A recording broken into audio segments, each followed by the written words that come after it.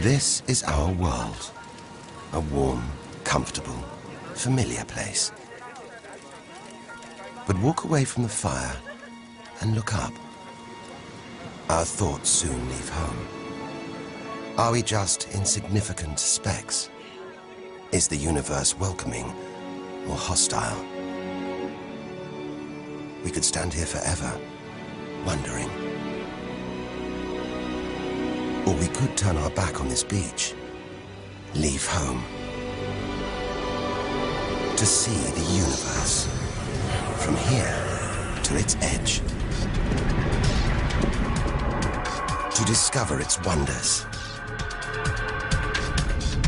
confront its horrors. Beautiful new worlds, malevolent dark forces.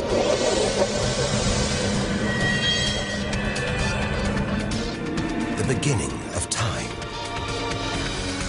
The end of the world. Would we have the courage to see it through? Or would we run for home? There's only one way to find out.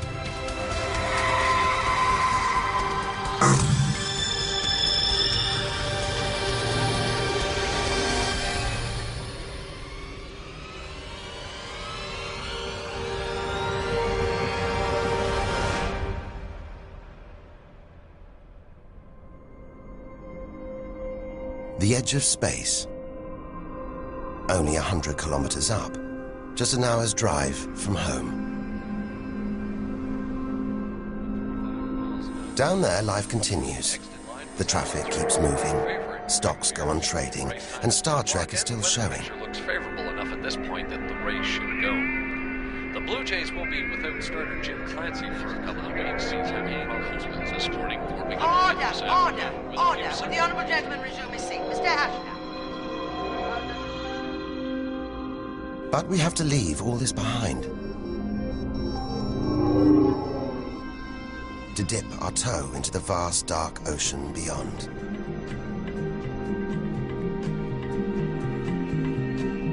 Into the shallows. Not too far from home. Onto the moon.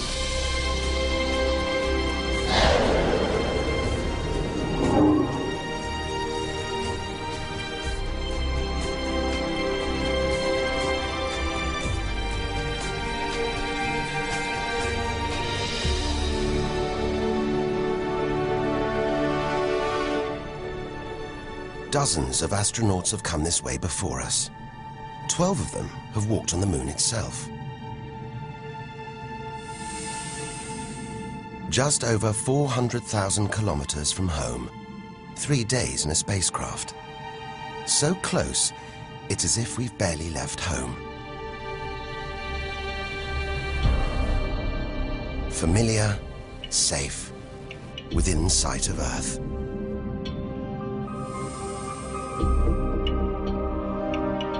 It looks like a deserted battlefield, bombarded by millions of meteoroids and asteroids. But it's quieter now. It's obvious there have been no major collisions for millions of years.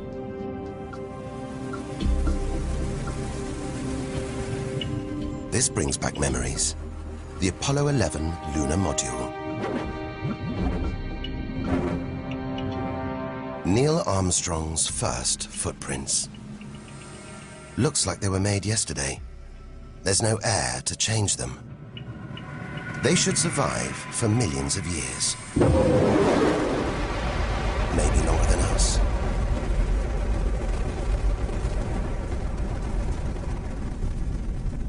Our time is limited. We need to take our own giant leap. Further than any human has ever traveled.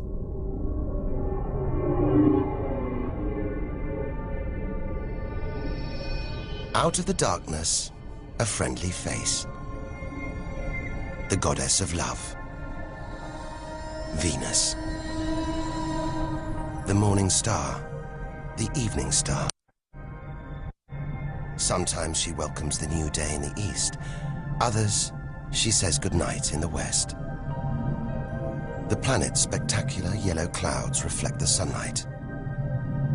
That's why this is the solar system's brightest planet. A sister to our planet. She's about the same size and gravity as Earth. We should be safe here. But the Venus Express space probe is telling us these dazzling clouds are made of deadly sulfuric acid, that the planet's atmosphere is choked with carbon dioxide. It's ringing alarm bells.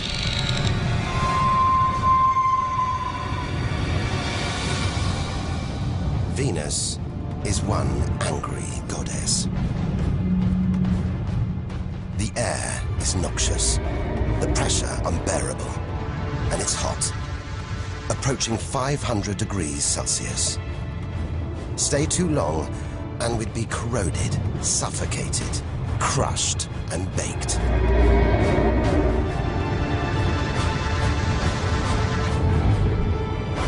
Nothing can survive here. Like this. It's a Soviet Venera robotic probe. Its heavy armor's been wrecked by the extreme atmosphere.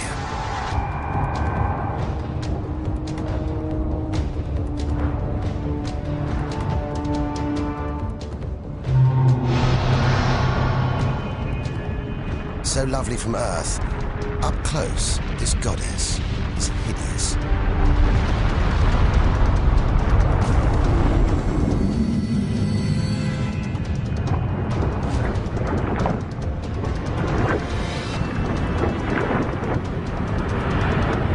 She's the sister from hell, pockmarked by thousands of volcanoes.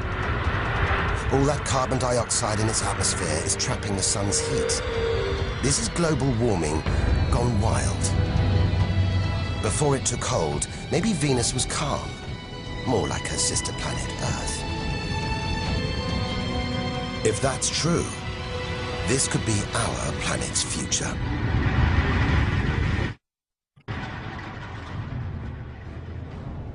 Beginning to think we shouldn't be out here, that we should turn back. But there's something hypnotic about the sun. Like Medusa, too terrible to look at, too powerful to resist, luring us onwards. On, like a moth to a flame. Dwarfed by, scorched by the sun, it's Mercury. Get too close to the sun, this is what happens. Temperatures swing wildly here. At night, it's minus 170 degrees. Come midday, it's 400 plus. Burnt, frozen, and look at those scars. A sign that Mercury had a violent past. The Messenger space probe. It's telling us something strange. For its size, this little planet has a powerful gravitational pull. It must be heavier than it looks. It's like a huge ball of iron, covered with a thin veneer of rock, the core of what was once a much larger planet. Maybe a stray planet slammed into Mercury, blasting away its outer layers in a deadly game of cosmic pinball. Whole planets on the loose, destroying anything in their path, even entire planets. And we're in the middle of it. Vulnerable, exposed, small. Everything is telling us to turn back. But who could defy this? The sun, in all its mesmerizing splendor. Our light, our lives. Everything we do is controlled by the sun, depends on it. And more than that, it's the Greek god Helios driving his chariot across the sky. The Egyptian god Ra, reborn every day. The summer solstice sun rising at Stonehenge. For millions of years, this was as close as it got to staring into the face of God. 150 million kilometers from home, a 20-year journey by plane. Switch it off, and it's so far away, we wouldn't know about it for a whole 8 minutes. It's so big, you could fit 1 million Earths inside it. So heavy, its gravity controls the entire solar system.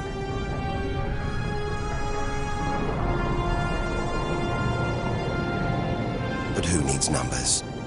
We've got the real thing. We see it every day, a familiar face in our sky. Up close, it's unrecognizable. A turbulent sea of incandescent gas. The thermometer rises to over 5,000 degrees. Down in the core, it's got to be tens of millions of degrees.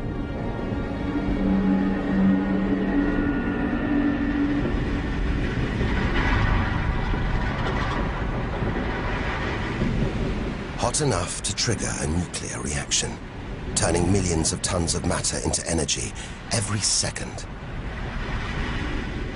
More than all the energy ever made by mankind. Back home, we see this energy as light, feel it as heat. But up close, there's nothing comforting about the sun. It's so full of electrical and magnetic activity, it's bursting out in these huge incandescent gas loops called prominences. Each one releasing more energy than 10 million volcanoes. You could get the Earth through one of these loops and still have tens of thousands of kilometers to spare.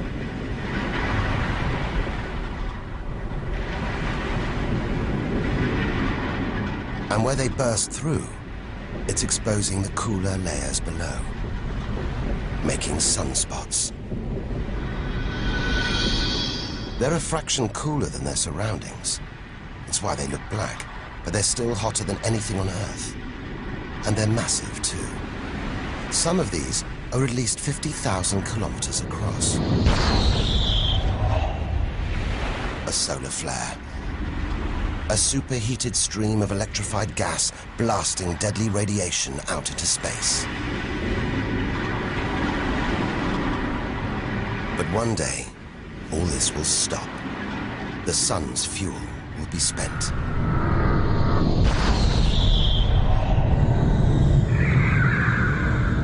When it dies, that'll be it for the Earth as well.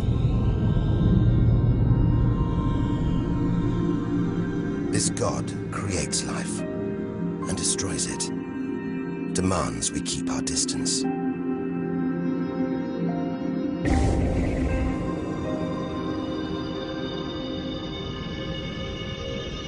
This comet has strayed too close. It's being boiled away by the sun's heat, creating a tail that stretches for millions of kilometers.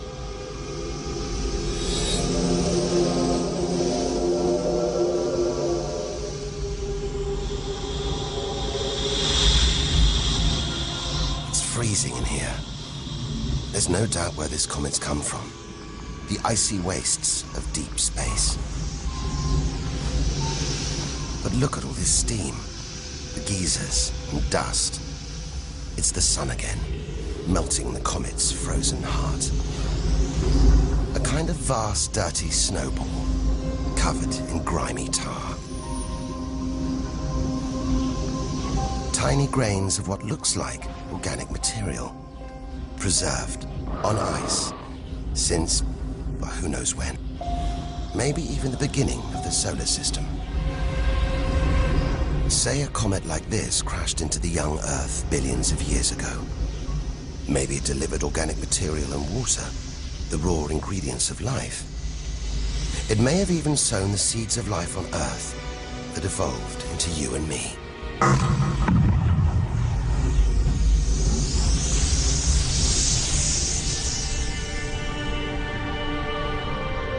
But say it crashed into the Earth now.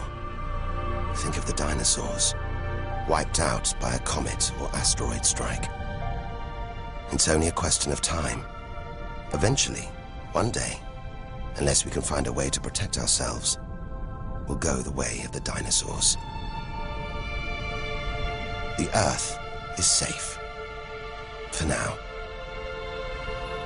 But if life on Earth was obliterated, we'd be stuck out here, homeless, adrift in a hostile universe. We'd need to find another home. Among the millions, billions of planets, there must be one that's not too hot, not too cold, with air, sunlight, water, where, like Goldilocks, we could comfortably live.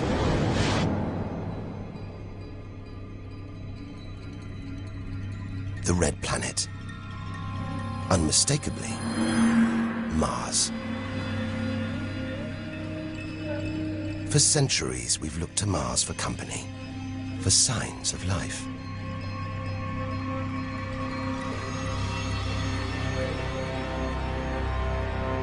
Somewhere down there could be extraterrestrial life.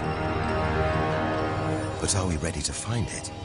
Ready to rewrite the history books, to tear up the science books, to turn our world upside down? What happens next could change everything.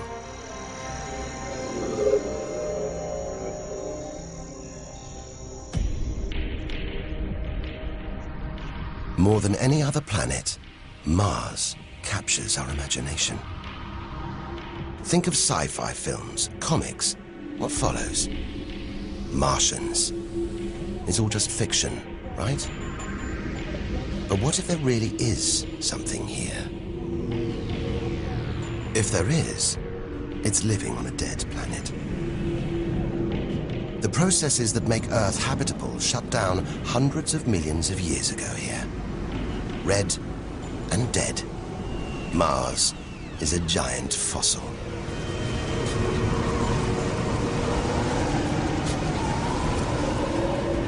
Something's alive. A dust devil. A big one. Bigger than the biggest tornadoes back on Earth. There's wind here. And where there's wind, there's air. Air that could sustain extraterrestrial life.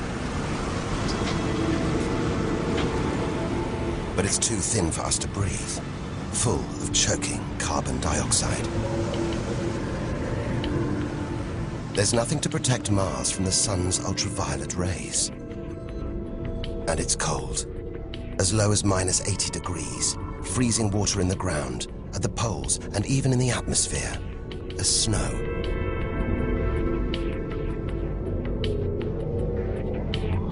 It's hard to believe anything could live here.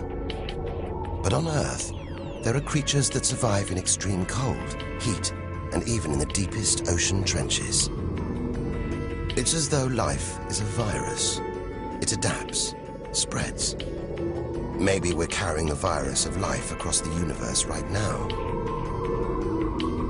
Even in the most extreme conditions, life usually finds a way. But on a dead planet, with no geological activity to replenish the minerals and nutrients in its soil, no heat to melt its frozen water, and all this dust, it's hard to see where we're going.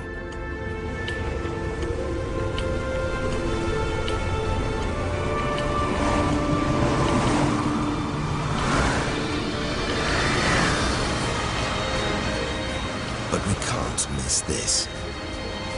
Olympus Mons. A vast, ancient volcano.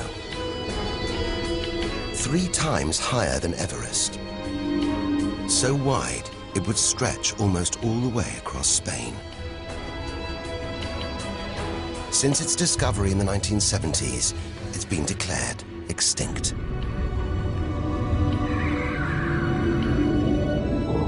It looks like there's something happening on its slopes. It's as though lava has been flowing. But any lava flows should be long dead, obliterated by meteorite impacts. Unless this monster isn't dead after all. If it's not, there could be molten magma beneath the crust right now. This changes everything. Volcanic activity could be melting frozen water in the soil, recycling minerals and nutrients, creating conditions for life to exist.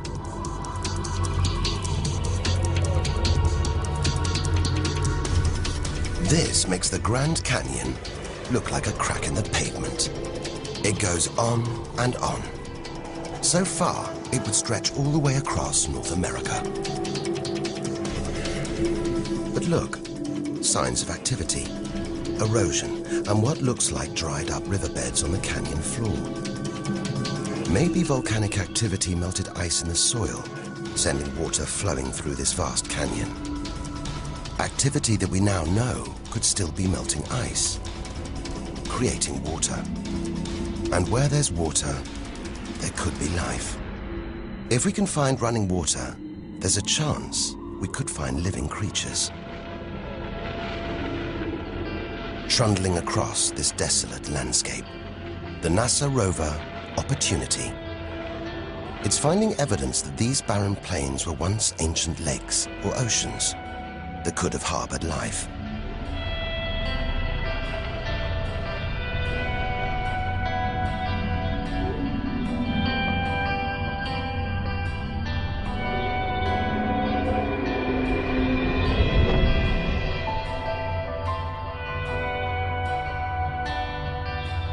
Look at these gullies. When probes orbiting Mars pass over them, they keep spotting new ones. More proof that Mars is alive and kicking. That there may be water flowing beneath the surface, creating these gullies. Water which could be sustaining Martian life.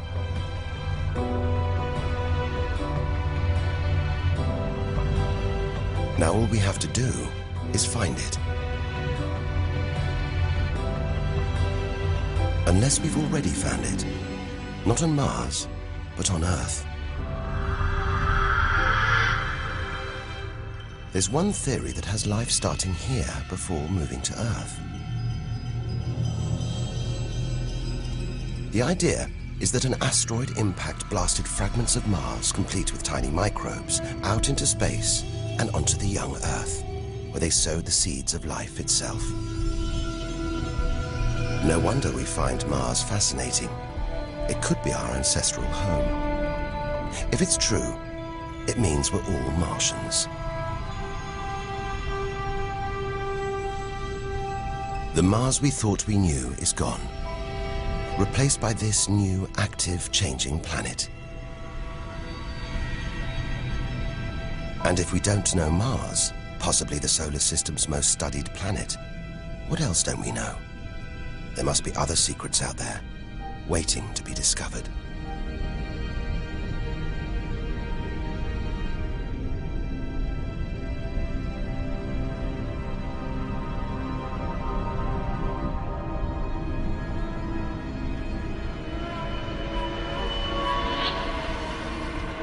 This is getting scary.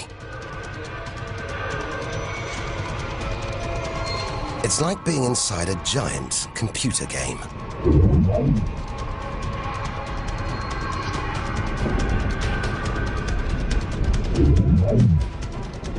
But these are all too real. Asteroids, some of them hundreds of kilometers wide. This one must be about 30 kilometers long. And look, perched on it, a space probe. Can't have been easy parking on an asteroid traveling at 80,000 kilometers an hour. It's a lot of effort to investigate some rubble. Rubble that regularly collides, breaking up and raining down on Earth as meteorites. Magical tokens, supernatural omens, and more than that. Turns out it was rubble like this that came together to make the planets, including our own.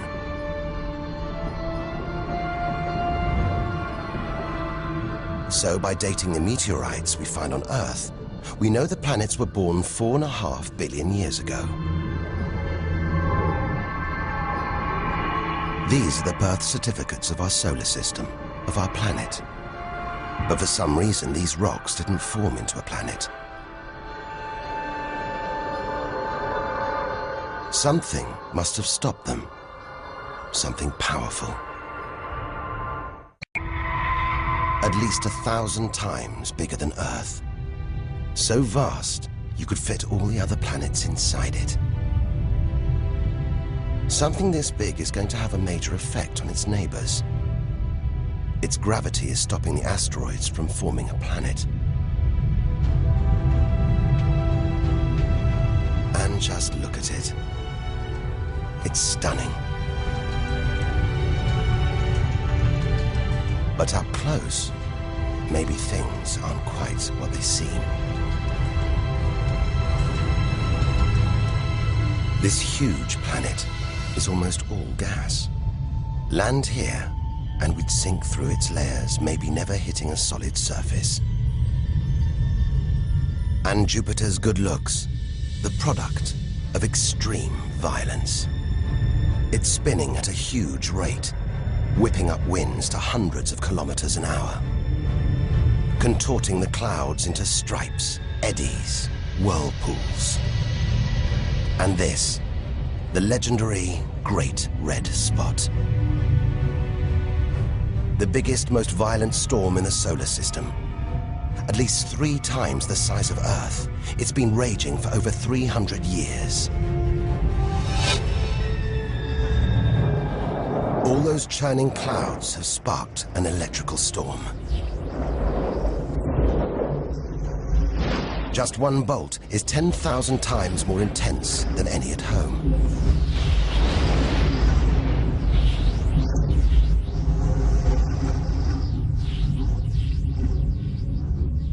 It seems the best place, the safest place to see Jupiter is from a distance. That's just beautiful, dancing round the poles like the aurora back home. But the Geiger counter is going wild. It seems even these are deadly, generated by lethal radiation pulled from space by Jupiter's powerful magnetic field. We're beginning to realize out here, nothing is what it seems. The universe is full of contradictions, deceptions, traps. Right now, we need a safe haven, somewhere to find our feet, catch our breath. Maybe this, the multicolored moon Io, is it?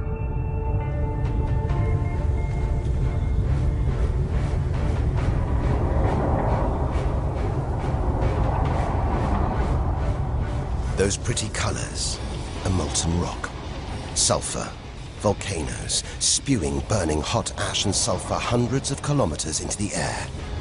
This is no safe haven. This is the most volatile place we've seen since the sun. Our magical journey to the edge of the universe is turning into a desperate flight. We've got to keep believing, hoping that amidst the dangers, there are wonders waiting to be discovered.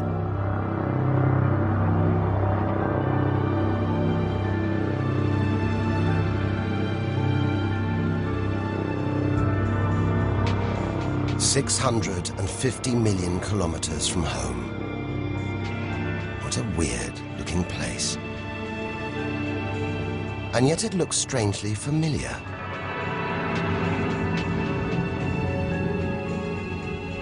A bit like the Arctic with all that ice, all those ridges and cracks.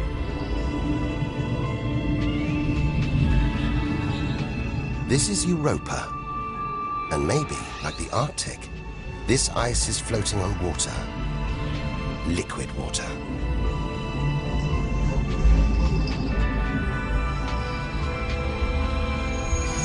It's an intriguing thought. But we're 800 million kilometers from the sun. Surely Europa is frozen solid.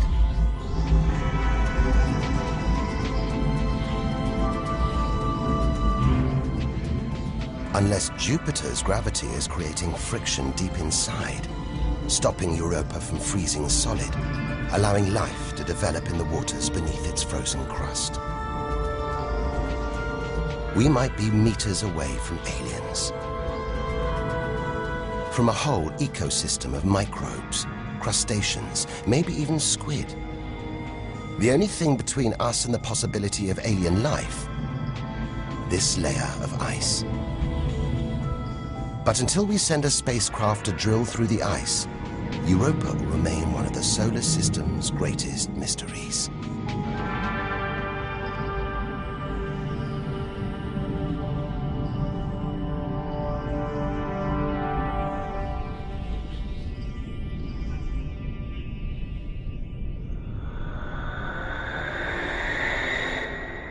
It's captivated our imaginations, haunted our dreams. And here it is, spinning before our eyes. Saturn, the jewel in the solar system's crown. Seeing it makes everything we've experienced worthwhile. There's something magical about Saturn. A giant ball of gas, so light it would float on water. Its spectacular rings would stretch almost from Earth to the Moon, but they're just a few hundred meters deep. That's the Cassini orbiter. It's picking up ghostly radio emissions, probably generated by auroras around Saturn's poles. This is the real music of the spheres. And Cassini is telling us these rings are probably all that's left of a moon shattered by Saturn's gravitational pull. Incomparable beauty from total destruction.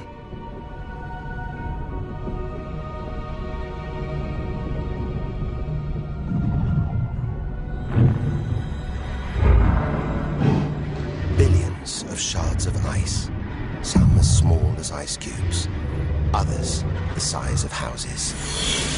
They collide, break apart, reassemble. It's like a snapshot of our early solar system, as dust and gas orbited the newly born sun, and gravity worked its magic, pulling the lumps together until from debris like this, our home emerged.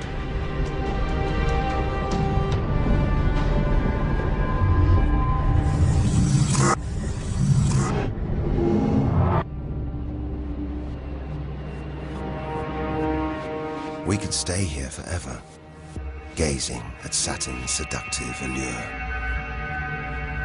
But we have to drag ourselves away. We've got so much further to go, so much more to learn. Which isn't easy when the largest object in sight is this moon, wrapped in thick clouds. Titan.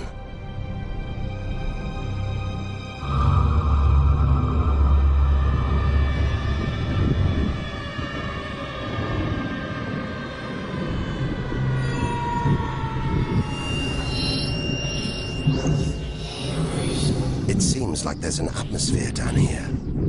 There's wind, rain, even seasons. And look at these rivers, lakes and oceans. It's the most similar place to Earth we've seen so far. Maybe it was worth tearing ourselves away from Saturn after all. Except that's not water. That's liquid natural gas. There must be hundreds of times more natural gas here than all the Earth's oil and gas reserves. If we could get it home, it could power our cities, fuel our cars for thousands of years. Or maybe, one day, we could use it here to fuel a colony. Assuming there isn't life on Titan already. The Huygens space probe, dropped onto Titan's surface from Cassini, is here to find out. It's telling us there are organic materials in the soil, but it's so cold, minus 180 degrees. There's no way these could come together to form life. Unless Titan warms up. The sun is predicted to get hotter. When it does, maybe life will spring up here, just like it did on Earth billions of years ago.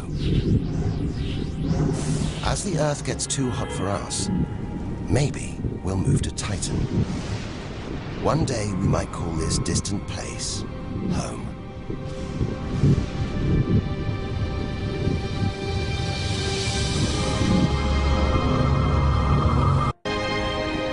Home.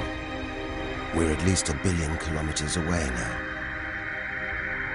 Beyond this point, we lose visual contact with the Earth. We're standing on a cliff, looking out into the solar system's mysterious outer reaches. If we want to understand the universe, to reach its edge, we have to jump.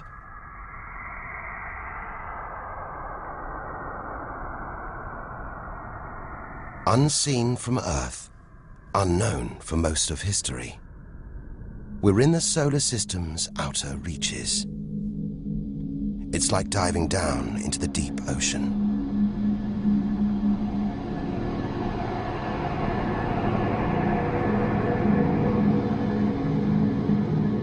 Those rings.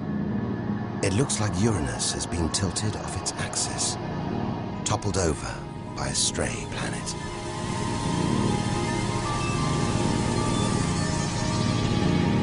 It's eerie out here. Already beginning to feel small, lonely. Maybe this is how we'll feel, what we'll find at the edge of the universe. But we've barely left the shore. Shrink the Earth down to the size of a pea. We've traveled less than 2 kilometers. But to reach the edge of the solar system, we've got to travel another 20,000 kilometers. Out of the deep, another strange beast. The god of the sea, Neptune. This giant is swathed in methane gas. And look, a storm the size of Earth, whipped up by savage 1,500-kilometer-an-hour winds. Back home, it's the sun that drives the wind, but Neptune's too far away. Something else must be creating these ferocious winds, but nobody knows what. Our solar system is huge. It's alarming how little we really know about it.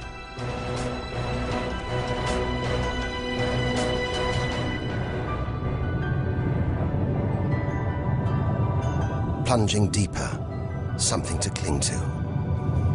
After all those balls of gas, a solid moon. Triton. Solid, but not stable. Just look at these geysers, cosmic chimneys pumping out strange soot. And this moon is going round Neptune in the opposite direction to the planet's spin. A cosmic battle of wills that this angry moon is always going to lose. Neptune's massive gravity is pulling on Triton, slowing it down, reeling it in.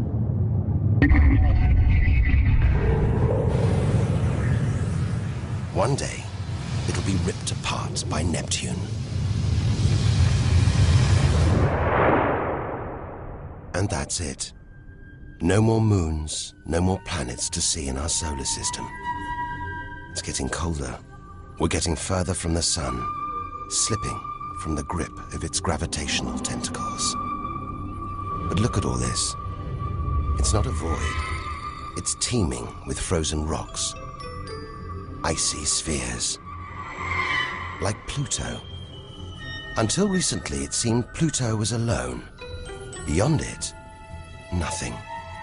We were wrong. More frozen worlds. Discoveries so new, nobody can agree what to call them. Plutinos, ice dwarfs, cubanos. Whatever the name, the implications are the same. Our solar system isn't the neat model we thought it was. Over 13 billion kilometers from home, the most distant thing ever seen to orbit the sun, another small, icy world called Sedna, discovered in 2003. Its orbit takes 10,000 years and sends it 130 billion kilometers from the Sun. Hang on. There's something else out here. 16 billion kilometers from home, the space probe Voyager 1. If it wasn't for this bundle of aluminium and antennae, we'd have no images of the giant planets, no clue about their strange moons. It's traveling 20 times faster than a bullet, sending messages home.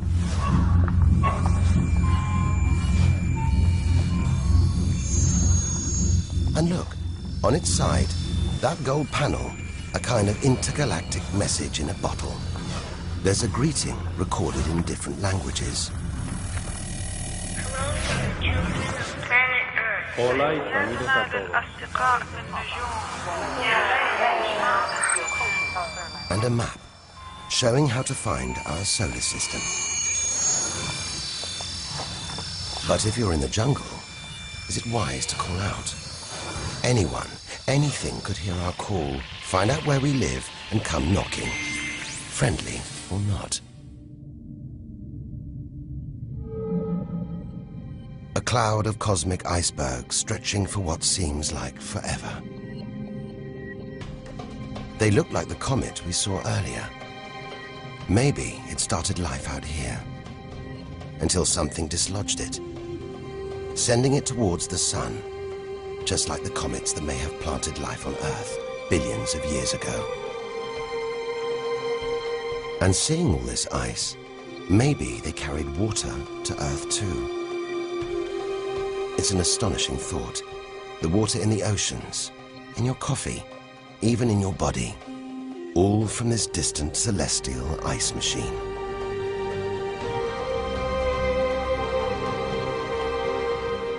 We're 8 million, that's 8 trillion kilometers from home. But in reality, this is only a baby step. Ahead, trillions of kilometers, billions of stars. This is it. Time to stop looking in and start looking out. To step out into the big, wide universe. Into interstellar space.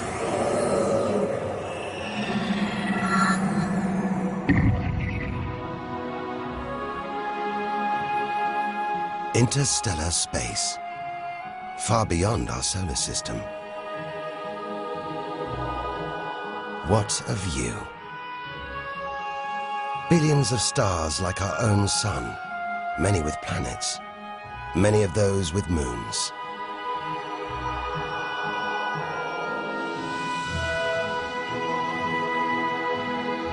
It's hard to know which way to go.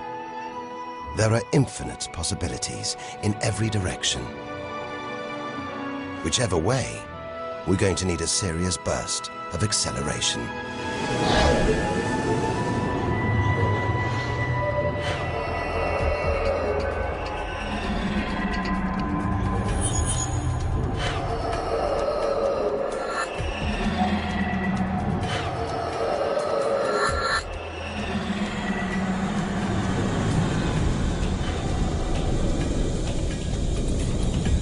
$40 trillion kilometers from home.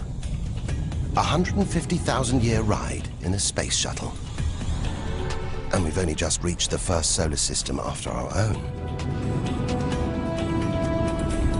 Alpha Centauri. Not one, but 3 stars. They're spinning around each other, locked in a celestial standoff. Each star's gravity attracting the other, their insane orbital speed keeping them apart.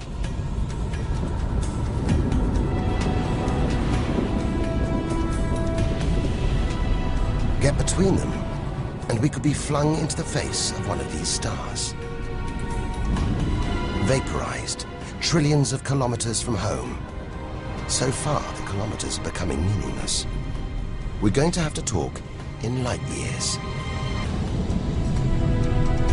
A beam of light takes 1 year to travel 10 trillion kilometers. So 40 trillion kilometers is 4 light years from home. It's crazy. Distances so vast, they're almost beyond comprehension.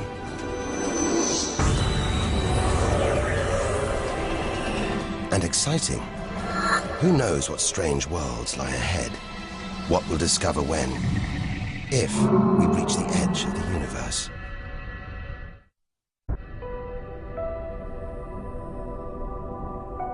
"10 light years from Earth, the star Epsilon Eridani. What spectacular rings of dust and ice, and somewhere in there, planets forming out of the debris, being born before our eyes.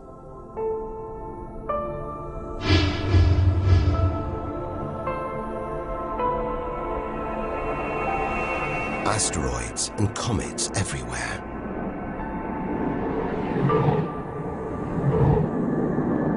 We could almost be looking at our own solar system, billions of years ago, with comets delivering organic molecules, water to these young planets, kick-starting life, just as they may have done on Earth.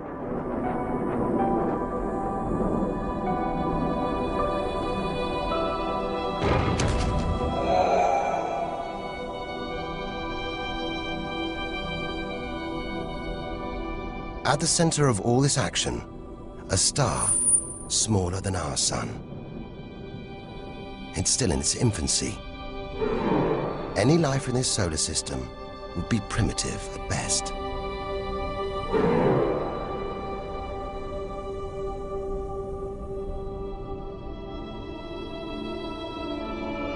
There must be more mature, developed solar systems out here. But finding them is like looking for a needle in a cosmic haystack.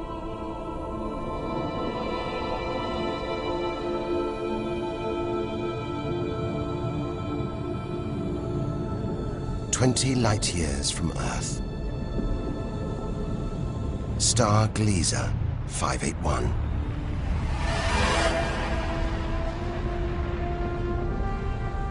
It's about the same age as our sun.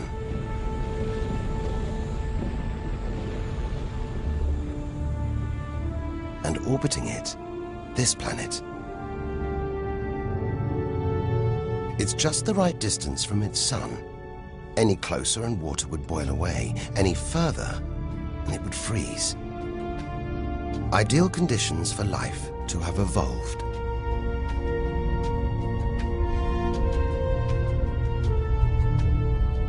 And if comets have struck, delivering water and organic materials, then life, complex beings like us, even civilizations like our own, could be down there, right now. And if there are, even at this distance, they could be tuning into our TV signals, watching shows from 20 years ago. And here's your host, Joe Duckman. But until future generations can find a way of communicating over these vast distances, all we can do is speculate. Us and them, living parallel lives, unaware of each other's existence. Unless life has been and gone.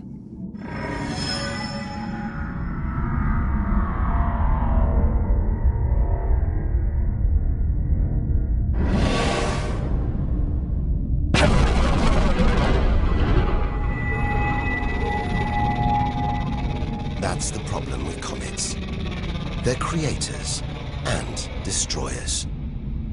As the dinosaurs found out the hard way 65 million years ago. This is the needle in the cosmic haystack, the closest we've come to a habitable solar system like our own. But it's a chance encounter. There could be hundreds, millions more solar systems like this out here. Or none at all.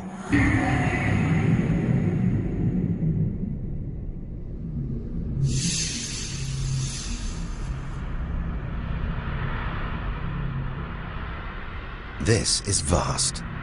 And look, it's the planet Bellerophon.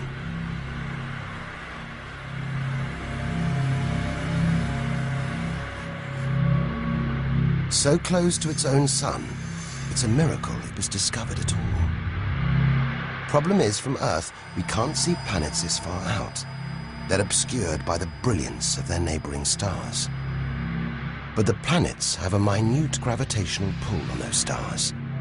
Measure these tiny movements trillions of kilometers away, and we can prove they exist.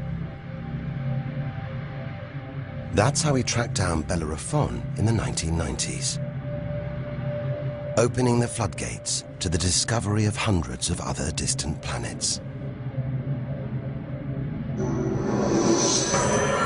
65 light years from Earth. Tune in on this bright star, and you'd pick up TV signals from Hitler's Berlin Olympics. Verkünde die Spiele von Berlin zur Feier der 11. Olympiade neuer Zeitrechnung als eröffnet.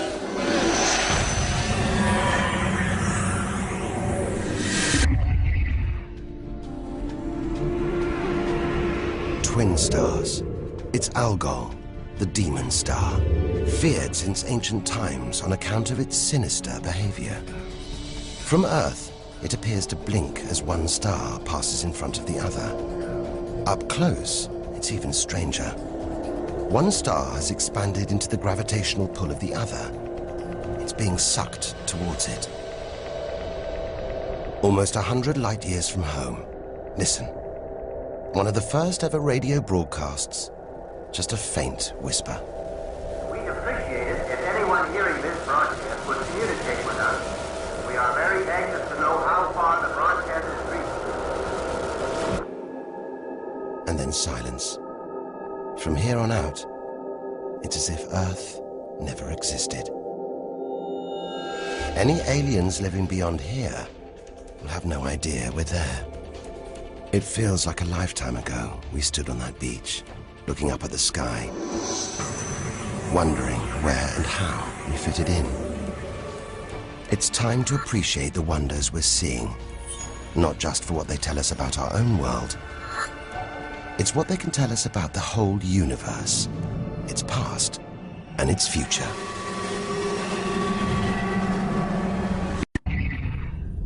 Deep inside our galaxy, the Milky Way, a vast celestial library, each star a book with a story to tell. It's all here, waiting for us to lift the cover.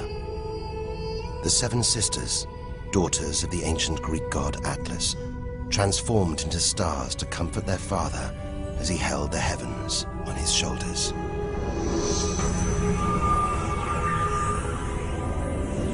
And this giant, Betelgeuse, the brightest, biggest star we've seen so far. It's got to be at least 600 times wider than our own sun.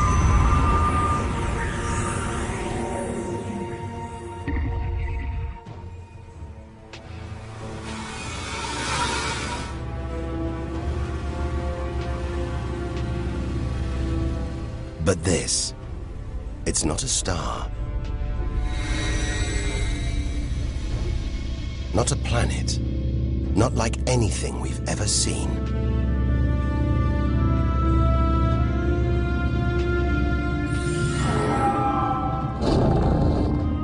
A ghostly spectre, more than 1,300 light years from Earth. Orion's dark cloud. Dust and gas, so dense it's shrouding us, shutting us off from the universe outside. There, deep inside, a ball of light, pulling the dust and gas towards it, heating up, merging into a ball of burning, hot gas. Like a star, like our sun, in miniature. It's millions of degrees inside it. So hot, it's beginning to trigger nuclear reactions, the kind that keep our sun shining. Making energy, radiation, light. A star is being born.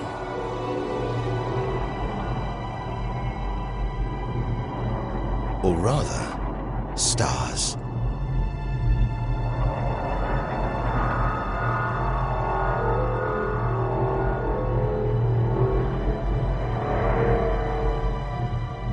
Orion's dark cloud is a vast star factory. We're witnessing the birth of the future universe.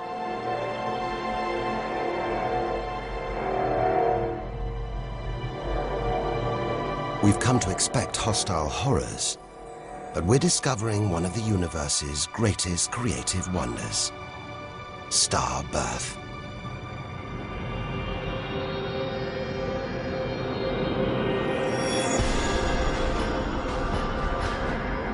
Perhaps we spoke too soon.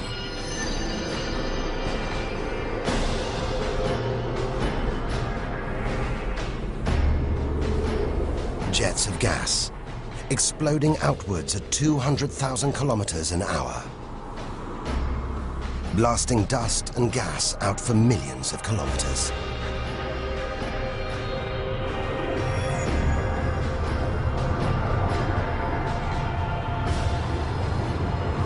It's unbelievably violent, but look at the results. It's beyond words. Nebula. Vast glowing clouds of gas hanging in space. With no wind out here, they'll take thousands of years to disperse. They seem to be forming a vast stellar sculpture. It makes you realize nature is more than a scientist, an engineer. It's an artist on the grandest of scales. We've seen some strange sights, but this is a masterpiece. A giant horse's head rearing up in space. Stars are born, grow up, and then what? Do they die? Do they slip quietly into the night, or go out with a bang?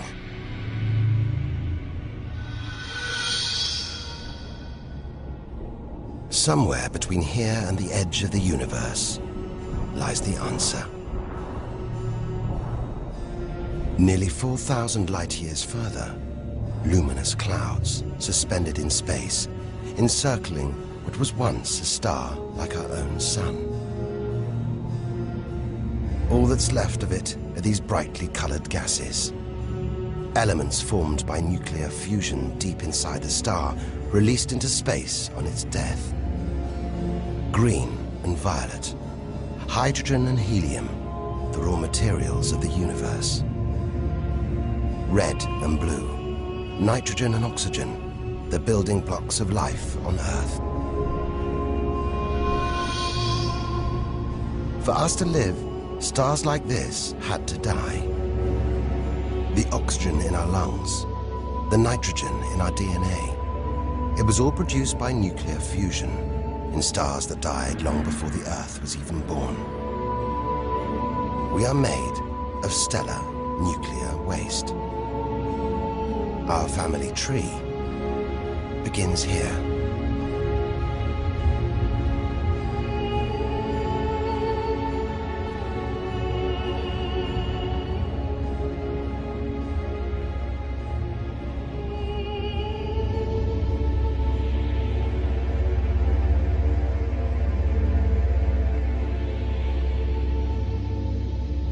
At its heart, the ghost of a star.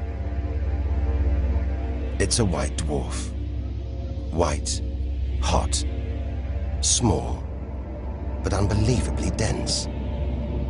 In the star's dying moments, its atoms fused and squeezed together, making it so dense that just a teaspoon of this white dwarf would weigh 1 ton.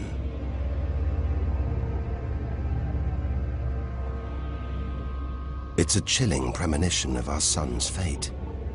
6 billion years from now, it'll become a white dwarf. Its death will herald the end of life on Earth. It makes you wonder how many other worlds have been and gone. Stories left untold. Celestial books lost forever.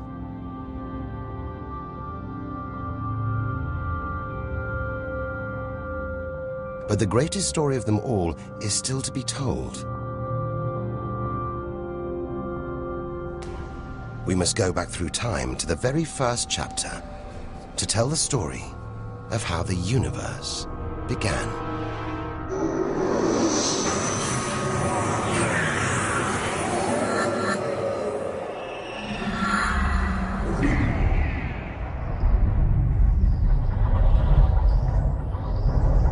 The scattered remains of a dead star. A nebula, the Crab Nebula. We're 6,000 light years from home, deep inside a stellar graveyard. We've learned so much, seen things we'd never have believed possible. Now, sights like this, wonders once beyond imagination, we take in our stride. We're ready. Ready to face whatever lies ahead. Determined to reach the edge of the universe. It looks dead, but maybe this is just the calm after the storm. After a massive explosion. Powerful enough to turn a huge star into a cloud of dust and gas. A supernova.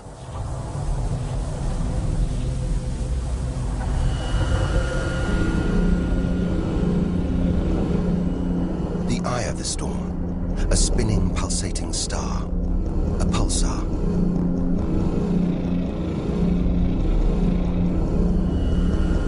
Gravity must have squeezed the giant star's core down to this. It's just 20 kilometers across, unimaginably dense. One pinhead of this would weigh hundreds, maybe millions of tons. As it shrank, like a figure skater spinning on the spot, arms outstretched, then pulling them in, it began to spin faster. 2 beams of light, energy, radiation, spinning 30 times a second, powering the huge cloud of dust and gas.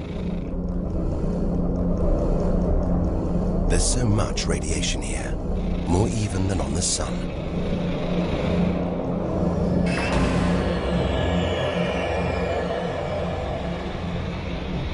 That was easily the deadliest thing we've encountered so far.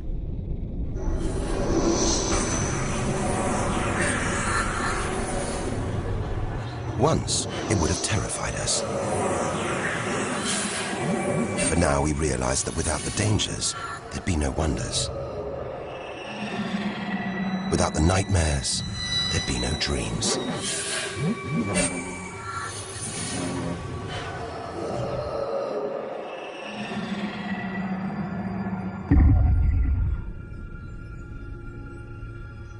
Getting a strange sensation. A feeling, as though there's something bad out here. A malevolent presence. The one thing we didn't want to encounter. Impossibly black, blotting out the stars behind it. We are staring into the face of extinction. The remains of a giant star. A black hole. Instead of contracting to a white dwarf or a pulsar, it just kept on going. Shrinking until it got so small, it's just a few kilometers across. Far denser than a pulsar and impossible to resist.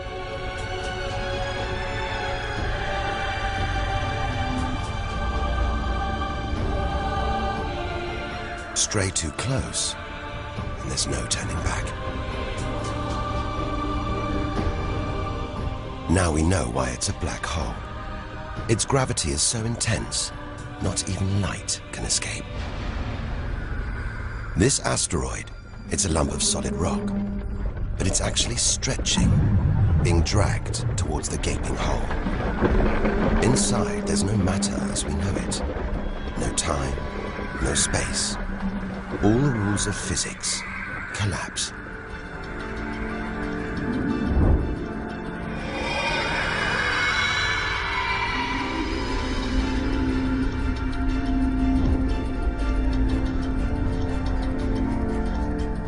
asteroid is gone. Truth is, nobody really knows where. We're looking at the limit of human understanding. There could be millions of black holes creeping around our galaxy. More perhaps than all the stars in the sky. But we wouldn't see them until it was too late.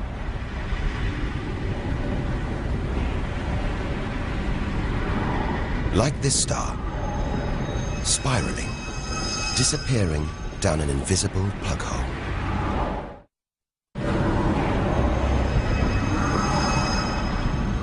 Who's to say we don't live inside a vast black hole? That the whole universe isn't inside one right now, inside another universe.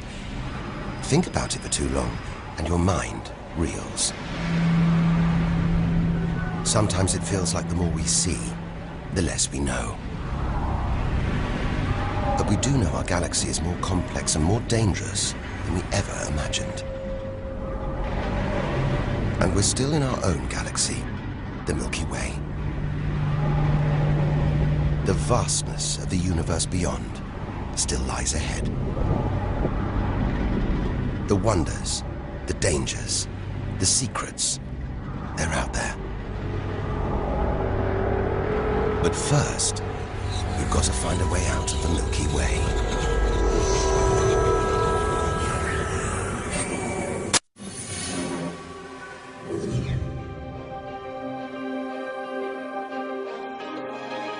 Seven 7,000 light years from home, still deep inside our own galaxy.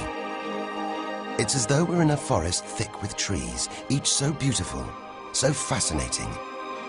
It's impossible to look beyond, to see the bigger picture. We have to find a way through, reach the clearing at the galaxy's edge.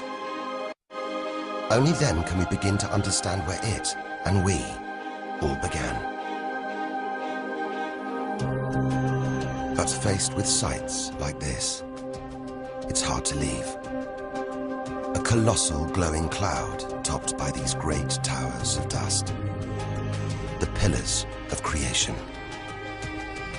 Like a gateway into the far galaxy. Both pillars studded with tiny protrusions. Embryonic star systems. Each one the size of our solar system. Another monument to nature's astonishing creativity. We have to ignore its captivating beauty, its siren song, tear ourselves away in order to carry onwards towards the edge of the galaxy.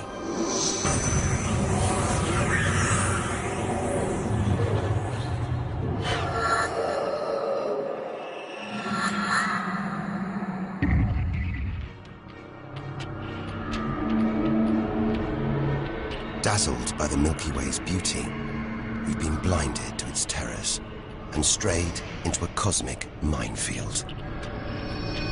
Like an explosion in slow motion, giant clouds of gas are bursting out of this star. A massive star, millions of times brighter than our sun. It's going into meltdown. The fuel that sustains it is running out. The nuclear reactions that power it winding down. We're watching its death throes. Eventually, the core will implode. The result, a new black hole.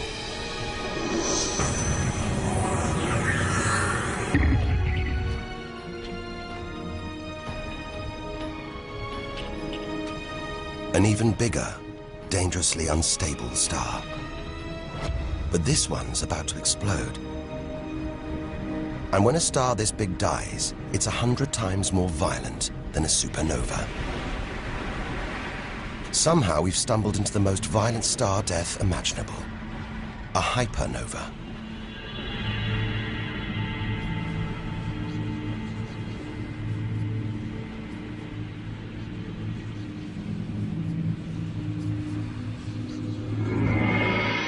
The core's collapsed.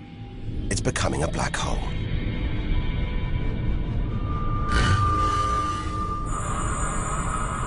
And that's the shockwave, surging through the star, ripping its outer layers into space.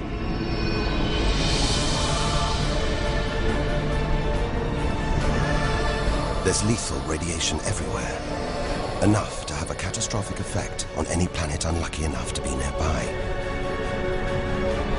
When virtually every species on Earth was wiped out 450 million years ago, the culprit may have been one of these.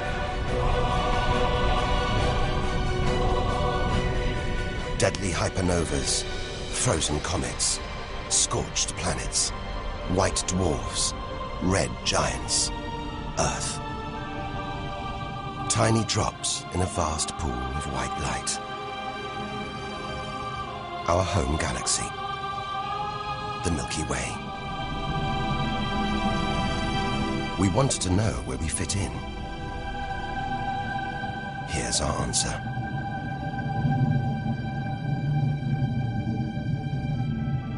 Civilizations, past and present. Everyone that's ever lived. The smallest bug, the highest mountain, all of it, invisible, not even a tiny speck.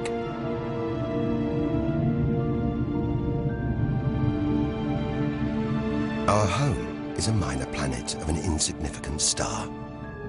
If it disappeared right now, who or what would even notice?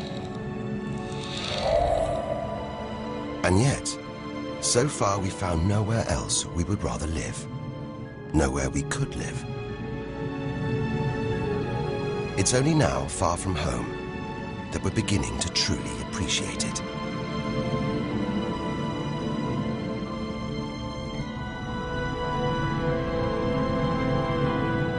Look at all these stars.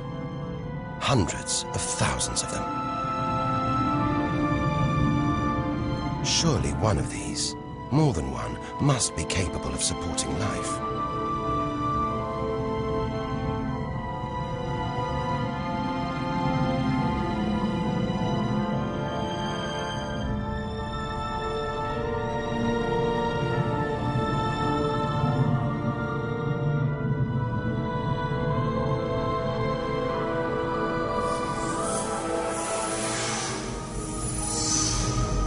Maybe here, in this swarm of stars, the Great Cluster. Back in the 1970s, astronomers sent a message in this direction, detailing the structure of our DNA and our solar system's location. But it's so far from home, the message won't arrive for at least another 25,000 years. We haven't found alien life yet.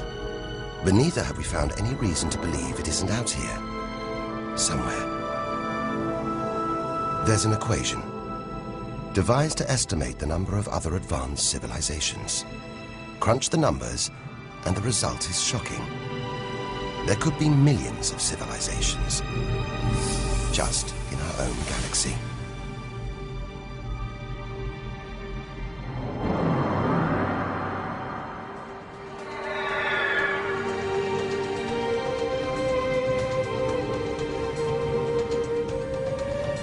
Everything we have seen so far is inside the Milky Way.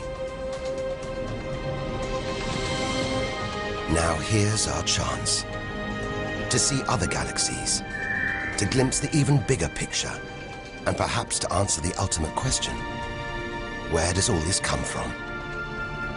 We are now ready to leave our solar system, our galaxy, and enter intergalactic space.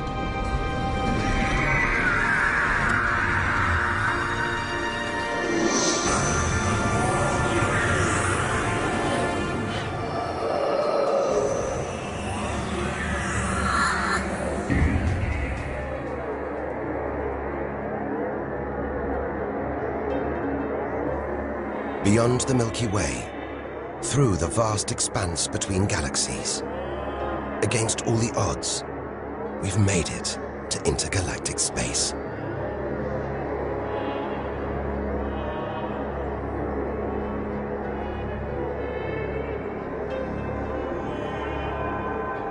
Out here, there's no horizon in sight.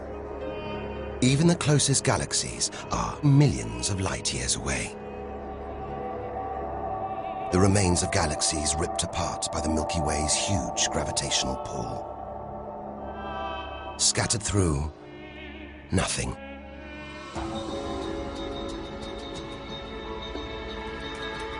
This is as close as the universe gets to a perfect vacuum. But even this isn't totally empty. There are thin wisps of gas, fine traces of dust, and something else. Dark matter. So mysterious we can't see it, feel it, taste it, touch it, or even measure it. Yet so common, it could make up over 90% of all the matter in the universe. If dark matter does exist, it means there's no such thing as empty space. Even out here, we're surrounded by matter. We only know it exists because of the strange hold it exerts on galaxies, like this one, the Large Magellanic Cloud.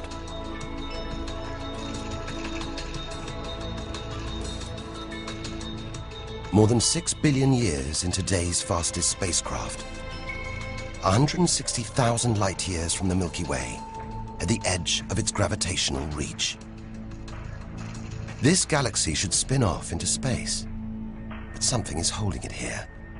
Something invisible, powerful, dark matter. Stars, clusters of stars, nebulae. It's a vast astronomical treasure house.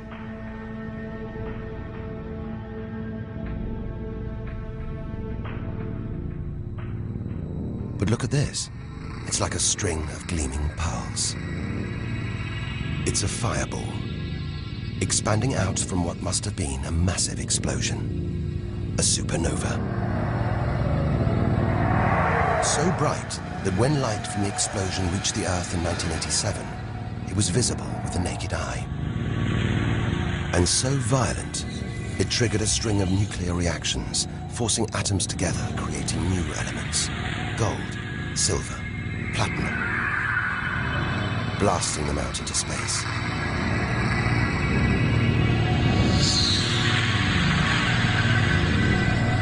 The gold in the ring on your finger was forged in a massive supernova like this, trillions of kilometers away, billions of years ago. Before we left home, the universe seemed separate. Something out there, up in the sky. We were wrong. The story of the universe is the story of every one of us.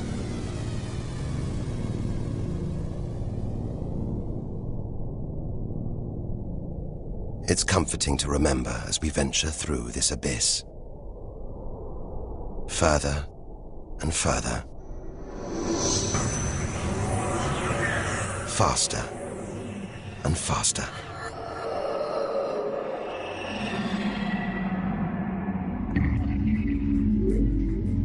The Andromeda Galaxy, 2.5 million light years away.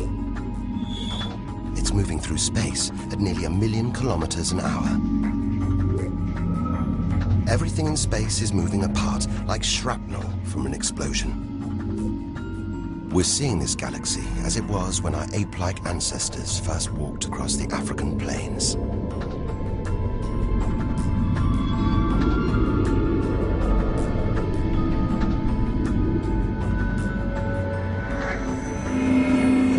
We go further through space, and further back in time. This doesn't look right. A whole galaxy exploding.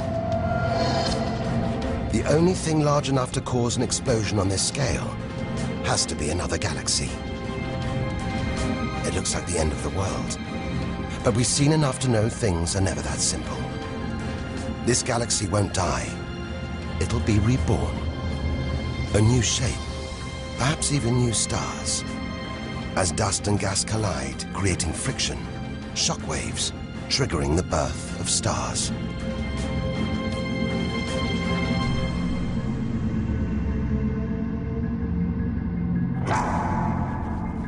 There's order in this chaos, a pattern behind the infinite variety.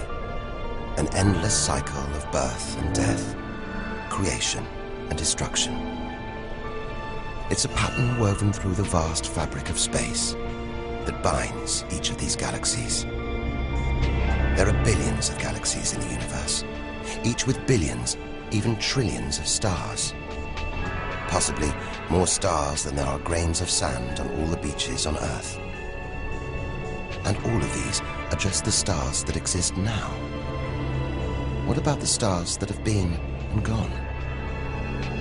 All the stars being born, yet to be born. We're finally beginning to see the big picture, and it's grander than we ever imagined. This galaxy, the huge Pinwheel Galaxy, is so far from Earth that if we send a message home now, it'll take 27 million years to get there. Who knows whether our species, our planet, will still be around to receive it? Most likely not.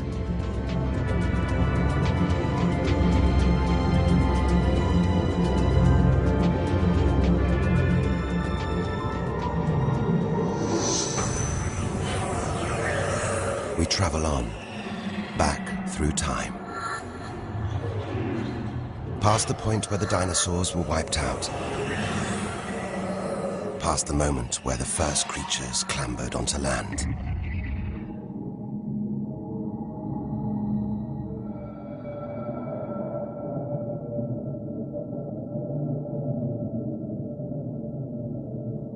"2 billion light years from home, closing in on the edge of the universe, going back to the beginning of time."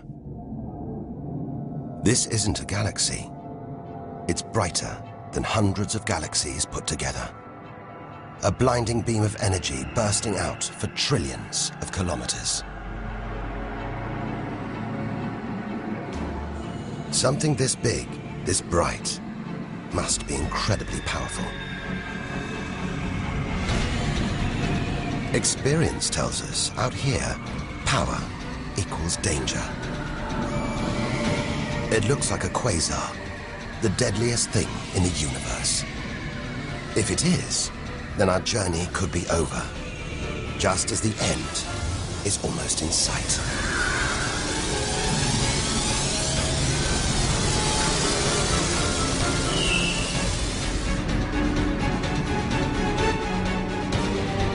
The deadliest, most powerful thing in the universe. A quasar. A swirling cauldron of super-hot gas, brighter than hundreds of galaxies.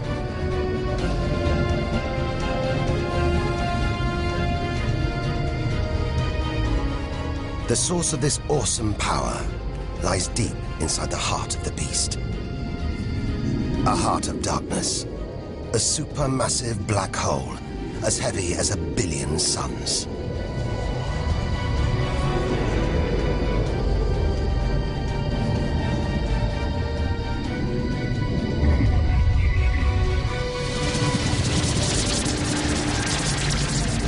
It's ripping apart whole stars, sucking their gases into the quasar, devouring them, until they're nothing, lost forever from the visible universe.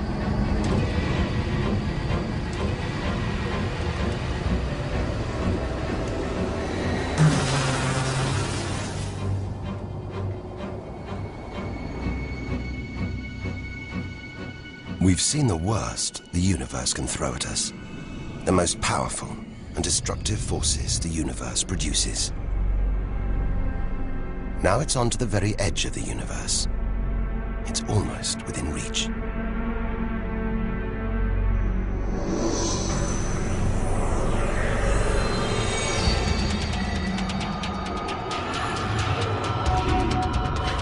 We'll need to go further, go faster if we're to cross the final reaches of the known universe.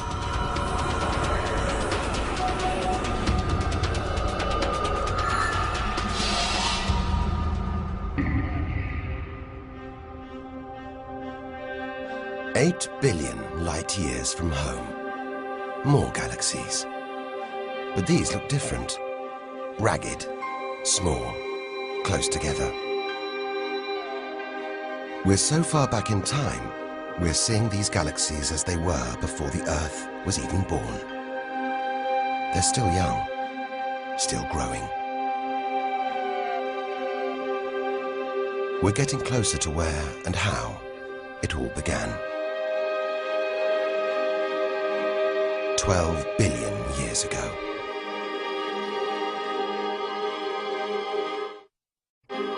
Look at the galaxies now.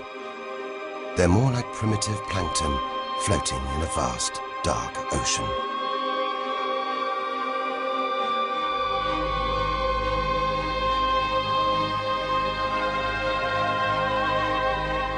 It's magical. Clouds of dust and gas, dancing, forming a shape, merging to make embryonic galaxies.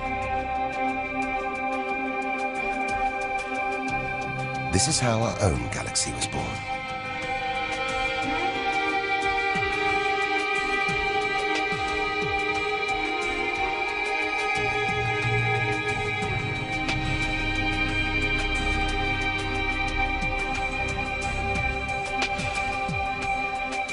They're disappearing. We've gone back before the stars were born.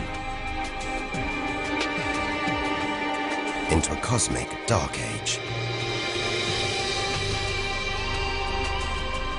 And before that, light. The afterglow from a massive explosion. The explosion which created the known universe.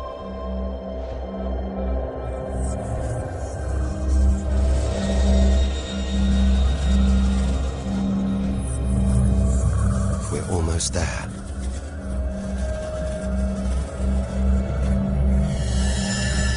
This is it. We've made it. The edge of the universe. 130 billion trillion kilometers from home. 13.5 billion years ago.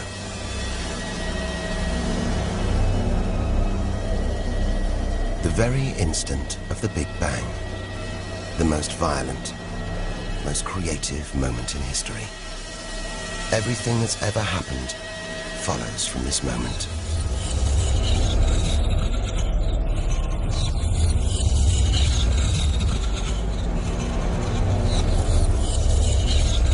Every religion, every culture has pondered it. But we still don't know what sparked this act of creation, or why. This is where our journey ends, and the universe begins.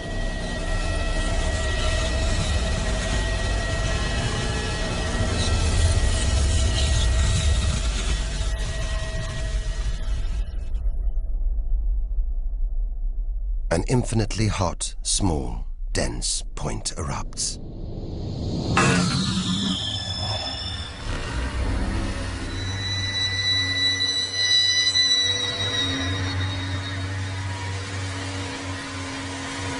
Creating space, time, matter, our universe itself. First, it's the size of a subatomic particle. The tiniest fraction of a second later, it's big enough to hold in the palm of your hand. Moments later, it's the size of the Earth.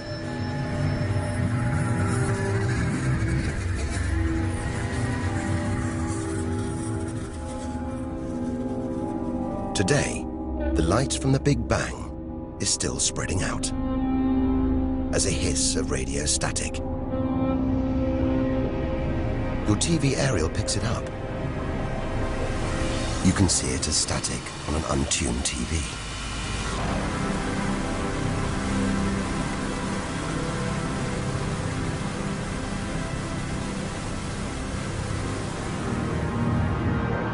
We go on, forwards through time, riding the blast wave. All the things we've seen on our journey are sparks flying out from the Big Bang. Galaxies, stars, planets, all just debris.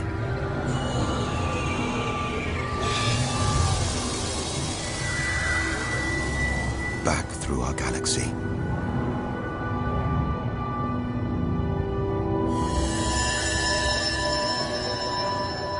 Our solar system. Until we reach another cooling cinder, swirling in the afterglow of the Big Bang. The Earth.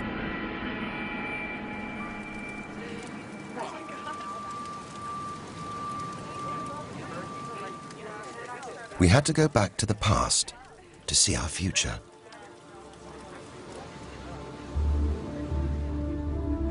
Three billion years from now, the vast Andromeda galaxy smashes into our own. A new galaxy is born. The sun and planets survive, but they've been thrown into a huge looping orbit around the new galaxy. The sun is becoming a red giant, swallowing up Mercury and Venus, scorching our planet's surface, destroying all life on Earth.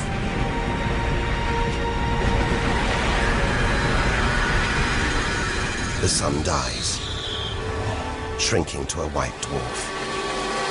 Neighboring stars are dying too, being replaced by white dwarfs, pulsars, black holes. The lights are going down on the galaxy.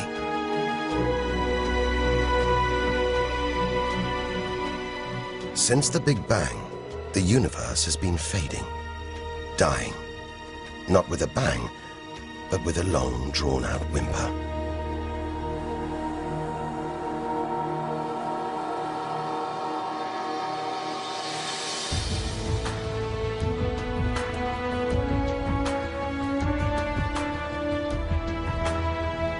But there could be a way out, an escape route from our dying universe.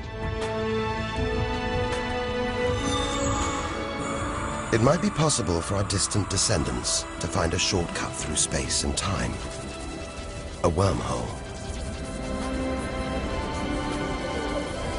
If there are other universes, it could take our descendants from our doomed universe into a parallel one, where they could find another Earth, still in the prime of life. If they're lucky enough, they will live on in a new universe. A new home.